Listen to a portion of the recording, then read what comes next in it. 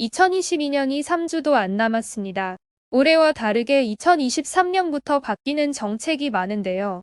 미리 알아두면 쓸모있는 지식들, 과연 어떤 것이 있을까요? 대비해서 손해보지 않을 2023년 바뀌는 것들을 함께 살펴보겠습니다.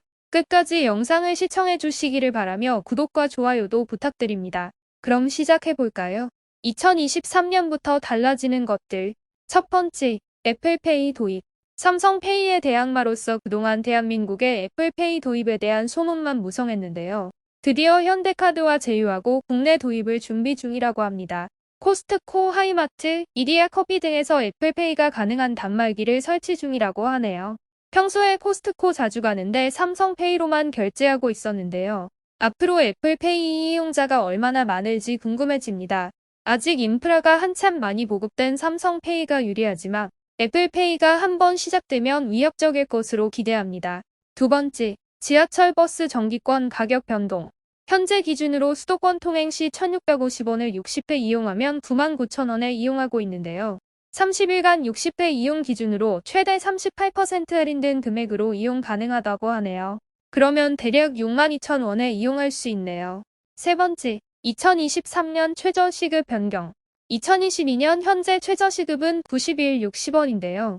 내년에는 현행 대비 약 5% 인상된 금액으로 9,620원입니다.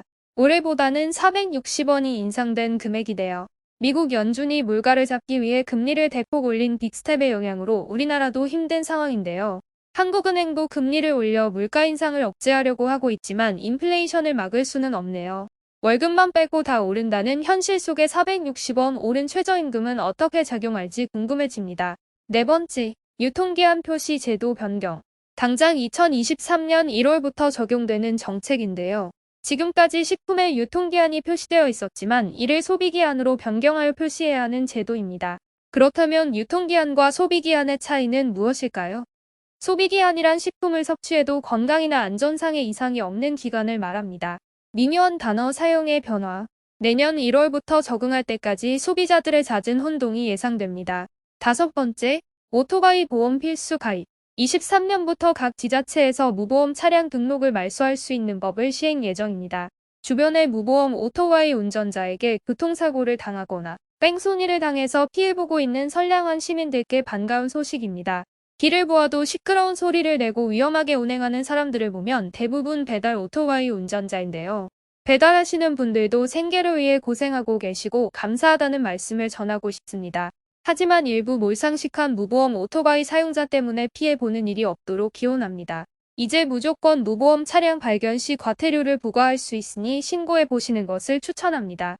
여섯 번째, 우회전 신호등 시행. 유럽여행 시 차량을 렌트해서 운행할 때 가장 신기한 것이 우회전 신호등이었습니다. 대한민국에 없던 것이라 매우 생소했기 때문이죠. 하지만 이제 우리나라도 23년 1월부터 전국적으로 시행될 예정입니다. 지금까지 시범적으로 시행 중인 지역의 통계를 살펴보니 유의미한 결과가 나타났기 때문이죠. 3개월간 시행해서 데이터를 본 결과 우회전 보행자의 교통사고가 이전보다 약 51.3% 감소하는 결과가 나왔습니다. 지금도 잘 지켜지고 있지만 이제 정식으로 시행되면 과태료가 강화되겠죠? 우회전 시 더 조심하시기를 바랍니다. 일곱 번째, 저상버스 확대. 2026년까지 노후된 시내버스 및 마을버스를 새 버스로 교체할 때 저상버스로 교체할 예정입니다. 계단이 많아 높은 버스는 어르신들도 타기 불편한데요. 저상버스가 많아지면 노약자들도 편하게 이용할 수 있을 것 같아 마음이 푸근해지네요. 여덟 번째, 대학교 입학금 제도 폐지. 23년부터 입학하는 대학생들로부터 모든 대학교의 입학금이 사라집니다. 정말 좋은 소식이네요. 그동안 대학 입시에 합격하고도 고액의 입학금부터 구해야 해서 마음 졸이는 경우가 많았는데요. 입학금의 사용처가 불명확하다는 많은 학생들의 불만을 드디어 해소할 수 있을 것으로 봅니다. 아홉 번째, 인터넷 익스플로러 지원 종료. 올해 6월 MS는 이미 익스플로러에 대한 기술 지원을 종료한다고 예고했습니다. 이제 내년 8월부터 27년 만에 모든 윈도우에서 인터넷 익스플로러 지원을 중단합니다.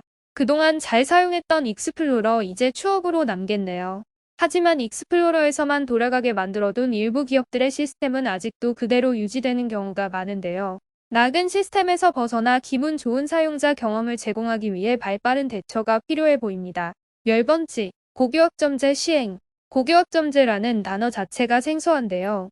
고교학점제의 정의부터 알고 넘어가야겠죠? 고교학점제란 고등학생이 대학교처럼 원하는 과목을 선택해서 수업을 들을 수 있는 제도입니다. 물론 일부 과목은 필수로 이수하는 것도 대학과 동일한데요.